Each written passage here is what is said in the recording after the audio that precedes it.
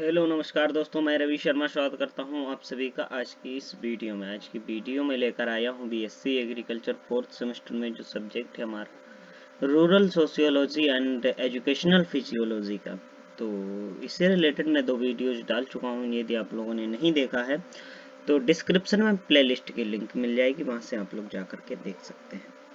तो अगर आप लोगों ने चैनल को अभी तक सब्सक्राइब नहीं किया है तो सब्सक्राइब कर लीजिए, साथ में बेल आइकन को भी दबाइए, जिससे मैं जो वीडियो डालूं उसकी नोटिफिकेशन आपके पास सबसे पहले पहुंचे। तो ज़्यादा देर ना लेते हुए वीडियो करते हैं स्टार्ट। तो पहला क्वेश्चन है हमारा कि राज्य या सरकार और गैर सरकारी संगठनों के हित में समानता थी, अर्थात लोगों का कल्याण या लोगों की सेवा करना, और इसलिए दोनों में एक साथ काम कर रहे थे। तो क्या दोनों में एक साथ काम कर रहे थे? तो सहयोग से दोनों में जो है एक साथ काम कर रहे थे। फिर उसके बाद आता है अगला प्रश्न हमारा।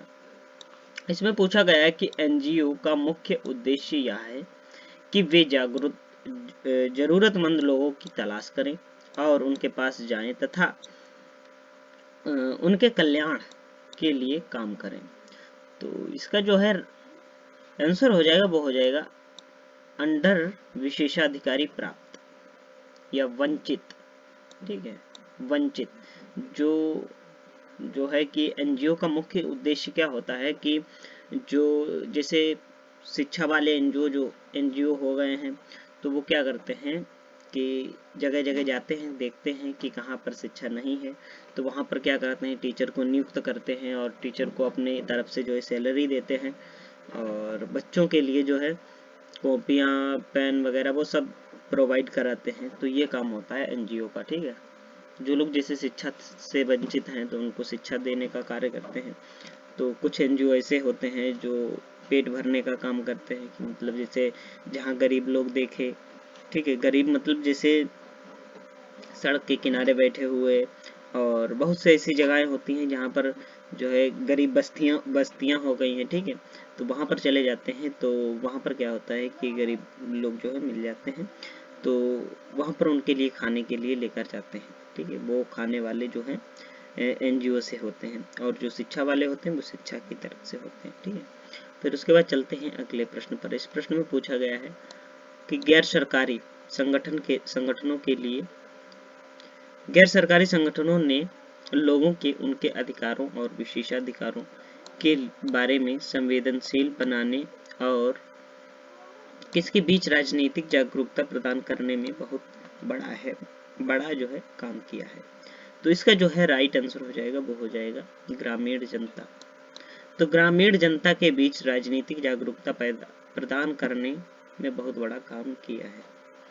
तो उसके बाद आता है अगला प्रश्न हमारा कि गैर सरकारी संगठनों द्वारा प्रशिक्षण आदि के माध्यम से लिंग जागरूकता पैदा करने की जाति सामुदायिक और संगठन प्रक्रिया में वास्तव में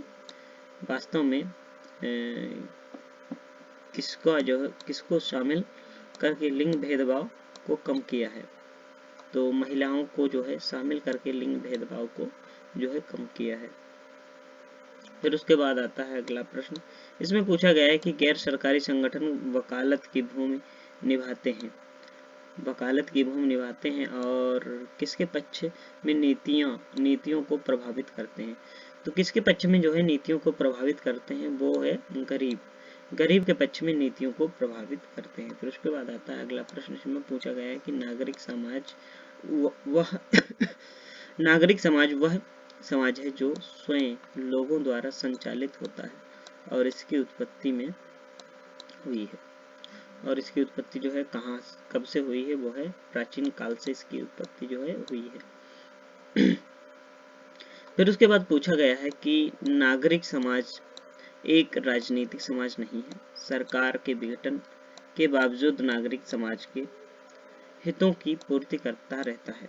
क्या जो है नागरिक के हितों की पूर्ति करता रहता है व्यक्तियों, ठीक है, व्यक्तियों या व्यक्ति।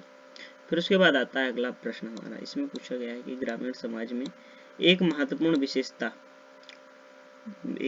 विशेषता का जो है क्या उदय है। तो इसका जो है राइट आंसर हो जाएगा वो हो जाएगा शिक्षा प्रणाली। शिक्षा प्रणाली का उदय है। ग्रामीण समाज में एक महत्वपूर्ण विशेषता शिक्षा प्रणाली का उदय है। फिर उसके बाद आता है अगला प्रश्न। इसमें पूछा गया है कि ग्रामीण समाज में सामाजिक परिवर्तन के लिए प्रमुख और सबसे शक्तिशाली साधन के रूप में कौन सा कार्य करता है? तो कौन सा कार्य करता है? इसका जो है राइट आंसर हो जाएगा वो हो जाएगा शिक्षा। शिक्षा जो है कार्य करती है। फिर उसके बाद आता है अगला प्रश्न। इसमें पूछा गया है कि आगम से बड़ी संख्या में ग्रामीण लोगों को दूर दराज का क्षेत्र कम हो गया है। तो इसका जो है राइट आंसर हो जाएगा वो हो जाएगा प्रौद्योगिकी, अर्थात डी, तकनीकी। ठीक है। फिर उसके बाद आता है अगला प्रश्न। इसमें पूछा गया है कि एकीकरण ग्रामीण विकास कार्यक्रम शुरू किया गया था। तो ये कब शुरू किया गया था? एकीकरण विकास कार्यक्रम ये शुरू किया गया था 1978 से 1979 के बीच में। ठीक है, 1978 से 1979 में जो है कार्यक्रम शुरू किया गया था। फिर उसके बाद आता है अगला प्रश्न। इसमें पूछा गया है कि निम्नलिखित में से कौन सा NIREP है? NRP है, क्या है? NRP का उद्देश्य, निम्नलिखित में से कौन सा NRP का जो है उद्देश्य है? तो इसका जो है राइट आंसर हो जाएगा वो हो जाएगा पहला कि ग्रामीण क्षेत्रों में बेरोजगार और अल्प रोजगार वाले व्यक्तियों के लिए अतिरिक्त लाभकारी रोजगार का सृजन। फिर उसके बाद आता है कि गरीबों को प्रत्यक्ष और निरंतर लाभ पहुंचाने के लिए उत्पाद सामुदायिक परिसंपत्तियों का निर्माण। फिर उसके बाद आता है ग्रामीण क्षेत्रों में जीवन की समग्र गुणवत्ता में सुधार। इसका जो राइट हो जाएगा वो हो जाएगा उपरोक्त सभी। तो ये सभी क्या हो जाएंगे? राइट हो जाएंगे। ठीक है, ये सारे के सारे जो है राइट हो जाएंगे। फिर उसके बाद आता है अगला प्रश्न। इसमें पूछा गया है कि NRLM का अर्थ क्या है? ठीक है, ये पूछा भी जा सकता है एग्जाम में। तो NRLM का अर्थ क्या है? इसका अर्थ है राष्ट्रीय ग्रामीण आजीविका मिशन। क्या है? राष्ट्रीय ग्रामीण आजीविका मिशन इसका राइट आंसर है। फिर उसके बाद आता है मनरेगा लागू हुआ। तो मनरेगा जो है कब लागू हुआ था? 2 फरवरी 2006 में क्या हुआ था? मनरेगा लागू हुआ था। कब लागू हुआ था? 2 फरवरी 2006 में मनरेगा लागू हुआ था। फिर उसके बाद आता है अगला प्रश्न। इसमें पूछा गया है कि इंदिरा आवास योजना IAWI, ठीक है, IAWI या इंदिरा आवास योजना का जो है क्रियान्वयन किसके द्वारा किया गया था? तो क्रियान्वयन किसके द्वारा किया गया था?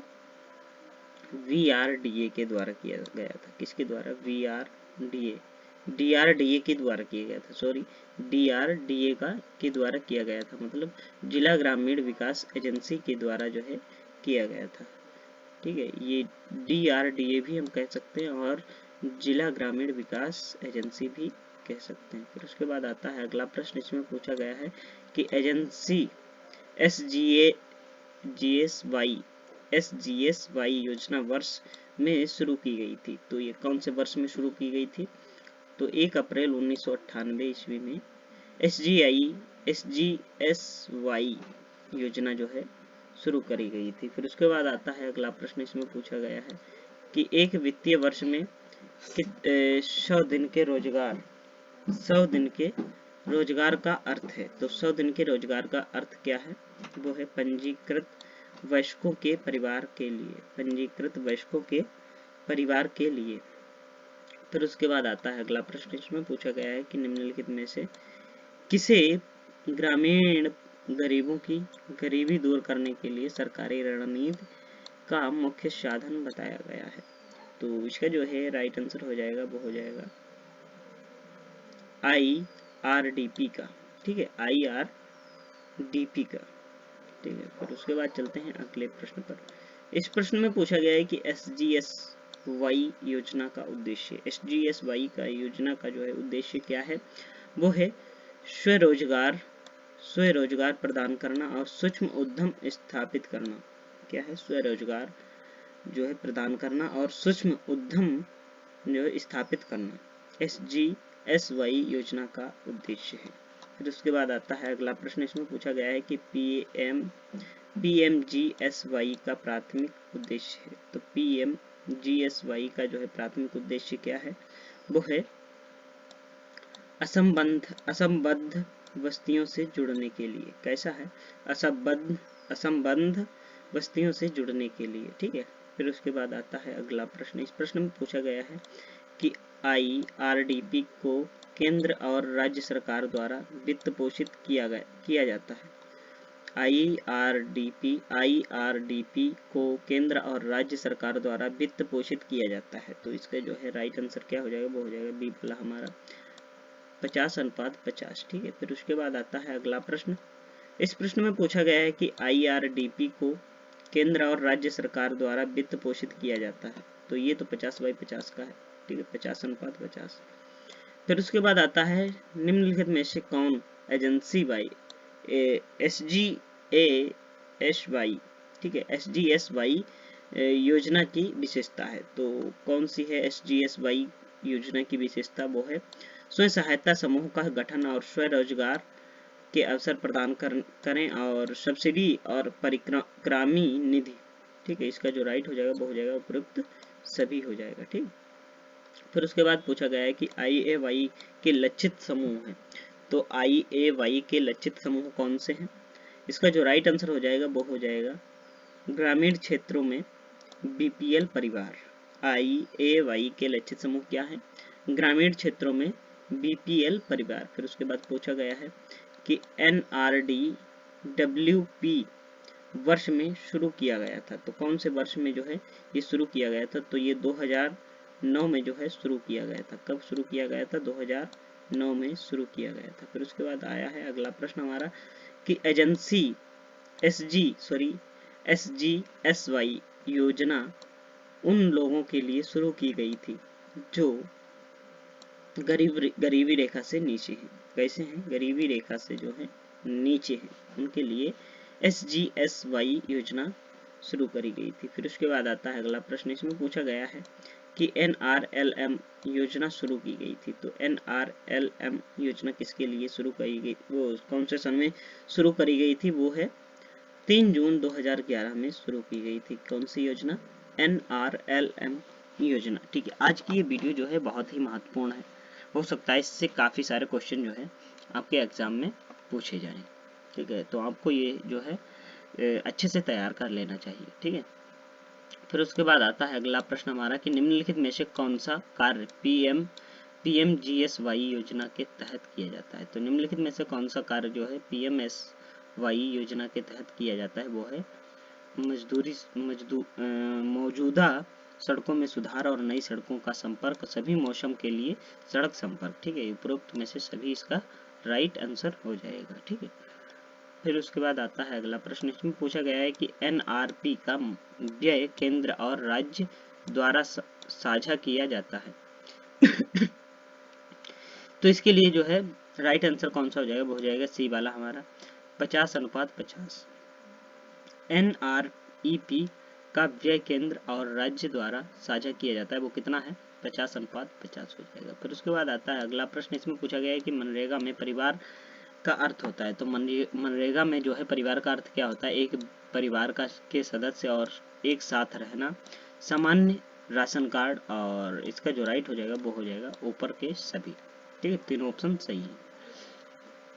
फिर उसके बाद पूछा गया है कि SGSY योजना के तहत आदर्श समूह का आकार है। तो SGSY योजना के तहत आदर्श समूह का जो है समूह का आकार कितना है, 10 से 20 है। कितना है, 10 से 20 है। फिर उसके बाद आता है अगला प्रश्न, इसमें पूछा गया है कि NREP वर्ष 2014 में किया गया था। तो कौन से किया गया था, वो किया गया था 1980 ईस्वी में किया गया था। NREP वर्ष 2014 में शुरू किया गया था, तो 1980, ठीक है, 1980 से 2014 में शुरू किया गया था।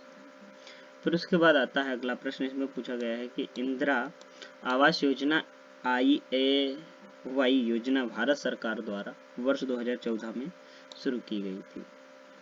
इसका जो राइट आंसर है वो है 1985, ठीक है। फिर उसके बाद आता है अगला प्रश्न, इसमें पूछा गया है कि मनरेगा के तहत एक वित्तीय वर्ष में कितने दिन का गारंटीकृत रोजगार दिया जाएगा। ठीक है, कितने दिनों का जो है गारंटीकृत रोजगार दिया जाएगा। तो इसका जो राइट आंसर है वो है 100 दिनों तक गारंटीकृत रोजगार दिया जाएगा। फिर उसके बाद आता है अगला प्रश्न, इसमें पूछा गया है कि ब्लॉक स्तरीय एजेंसी SGSY समिति का प्रमुख है। तो इसका जो राइट हो जाएगा वो हो जाएगा DRDA के परियोजना निदेशक। ठीक, ब्लॉक स्तरीय SGSY समिति का प्रमुख है, कौन है? DRDA के परियोजना निदेशक होते हैं। फिर उसके बाद आता है अगला प्रश्न, इसमें पूछा गया है कि NRLM की वित्त पोषण प्रकृति है। तो इसका जो राइट हो जाएगा वो हो जाएगा ये वाला हमारा, केंद्र और राज्य के बीच 75:25 के अनुपात में। ठीक है, फिर उसके बाद आता है अगला प्रश्न, इसमें पूछा गया है कि NRLM की वित्त पोषण प्रकृति है। तो NRLM की जो है वित्त पोषण प्रकृति कौन सी है? वो हो जाएगी हमारी जो है ए वाली, केंद्र और राज्य के बीच 75:25 के अनुपात में है। तो इसका जो ये जो क्वेश्चन है ये डुप्लीकेट हो गया है। ठीक है, क्वेश्चन डुप्लीकेट 185 वाला। फिर उसके बाद आता है अगला प्रश्न, इसमें पूछा गया है कि निम्नलिखित में से कोई PMGSY योजना के अंतर्गत शामिल नहीं है। तो क्या शामिल नहीं है? इसका जो राइट आंसर है दोस्तों वो हो जाएगा शहरी क्षेत्र के सड़कें हो जाएगी। क्या हो जाएगा? शहरी क्षेत्र की सड़कें हो जाएगी। फिर उसके बाद पूछा गया है अगला प्रश्न कि मनरेगा योजना के तहत पंजीकरण कराने के लिए, ठीक है, मनरेगा योजना के तहत पंजीकरण कराने के लिए क्या है? शिक्षित होने की आवश्यकता है। क्या होने की आवश्यकता है? शिक्षित होने की जो है आवश्यकता है। फिर उसके बाद आता है अगला प्रश्न, इसमें पूछा गया है अगला प्रश्न कि PMGSY योजना कब शुरू की गई थी। तो PMGSY योजना जो है 25 दिसंबर 2000 में शुरू करी गई थी। कब शुरू करी गई थी? 25 दिसंबर 2000 में शुरू की गई थी। फिर उसके बाद आता है अगला प्रश्न, इसमें पूछा गया है कि मनरेगा के तहत महिलाओं के लिए कोटा है। तो मनरेगा के तहत जो है महिलाओं के लिए कोटा कितना है? 1/3 है। ठीक है, 1/3। फिर उसके बाद आता है अगला प्रश्न, इसमें पूछा गया है कि SGSY कार्यक्रम है। तो SGSY कार्यक्रम क्या है? वो है ग्रामीण गरीबों के लिए गरीबी उन्मूलन और स्वरोजगार सृजन हेतु सरकार द्वारा प्रायोजित कार्यक्रम है। ठीक है, फिर उसके बाद आता है अगला प्रश्न, इसमें पूछा गया है कि निम्नलिखित में से किस योजना के काम के बदले भोजन कार्यक्रम का स्थान लिया है। तो निम्नलिखित में से किस योजना ने काम के बदले भोजन कार्यक्रम का स्थान लिया है। तो इसका जो राइट आंसर हो जाएगा वो हो जाएगा NREP हो जाएगा। क्या हो जाएगा? NREP हो जाएगा। फिर उसके बाद आता है अगला प्रश्न, इसमें पूछा गया है कि SGSY योजना का पूर्ण रूप है। तो SGSY योजना का जो है पूर्ण रूप क्या है? वो है स्वर्ण जयंती ग्राम स्वरोजगार योजना। ठीक है, फिर उसके बाद आता है अगला प्रश्न, इसमें पूछा गया है कि SGSY योजना का पूर्ण रूप है। तो इसका जो है पूर्ण रूप क्या है? वो है स्वर्ण जयंती ग्राम स्वरोजगार योजना। फिर उसके बाद आता है अगला प्रश्न, इसमें पूछा गया है कि मनरेगा रोजगार के अवसर प्रदान करता है। तो मनरेगा रोजगार के अवसर प्रदान कौन करता है? ग्रामीण क्षेत्रों में रहने वाले सभी वयस्क। ठीक है, फिर उसके बाद आता है अगला प्रश्न, इसमें पूछा गया है कि इंदिरा आवास योजना के अंतर्गत लागत साझाकरण प्रावधान है। तो कितना है? वो है 75, केंद्र से 75% है। फिर उसके बाद आता है अगला प्रश्न, इसमें पूछा गया है कि निम्नलिखित में से कौन सी एजेंसी ग्राम स्तर पर मनरेगा के अंतर्गत कार्यान्वयन एजेंसी है। तो कौन सी है? सी वाला है, ग्राम पंचायत है। कौन सी है? ग्राम पंचायत है। फिर उसके बाद आता है अगला प्रश्न, इसमें पूछा गया है कि निम्नलिखित में से कौन NREP के कार्यान्वयन के लिए जिम्मेदार है। तो कौन कार्यान्वयन के लिए जिम्मेदार है? वो हो जाएगा इसका बी वाला, जिला ग्रामीण विकास एजेंसी या VDRDA हो जाएगा। ठीक है, जिला ग्रामीण विकास एजेंसी या DRDA हो जाएगा। क्या हो जाएगा? DRDA हो जाएगा। फिर उसके बाद आता है अगला प्रश्न, इसमें पूछा गया है कि SGSY योजना का पुनर्निर्माण किया गया है। तो SGSY योजना का जो है पुनर्निर्माण कैसे किया गया है? डी वाला हमारा राइट हो जाएगी, NRLM के द्वारा किया गया है।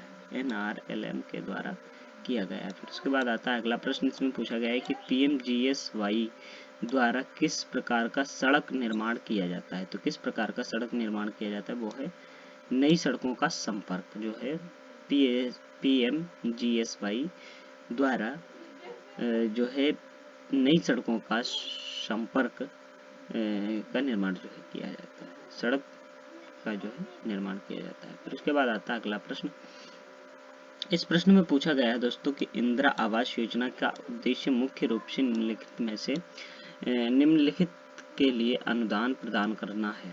तो कौन सा है, वो हो जाएगा डी वाला हमारा राइट, BPL परिवार के लिए घरों का निर्माण, BPL परिवार के लिए घरों का निर्माण। फिर उसके बाद आता है अगला प्रश्न हमारा, ये लास्ट प्रश्न है दोस्तों, निम्नलिखित में से कौन सा कार्य मनरेगा के अंतर्गत नहीं लिया जा सकता है। तो इसका जो है राइट आंसर हो जाएगा, वो हो जाएगा सी वाला हमारा, भवन निर्माण हो जाएगा। क्या हो जाएगा, भवन निर्माण हो जाएगा। आप लोगों को ये वीडियो कैसा लगा है कमेंट बॉक्स में ज़रूर बताइए। यदि आप लोगों ने लाइक नहीं किया तो लाइक कर दीजिए, और चैनल को अगर सब्सक्राइब नहीं किया तो सब्सक्राइब कर दीजिए। साथ में बेल आइकन को भी दबा लीजिए, जिससे मैं जो वीडियो डालूँ उसकी नोटिफिकेशन आपके पास सबसे पहले पहुँचे। मिलते हैं किसी नेक्स्ट वीडियो में, तब तक के लिए जय हिंद, जय भारत, राम राम।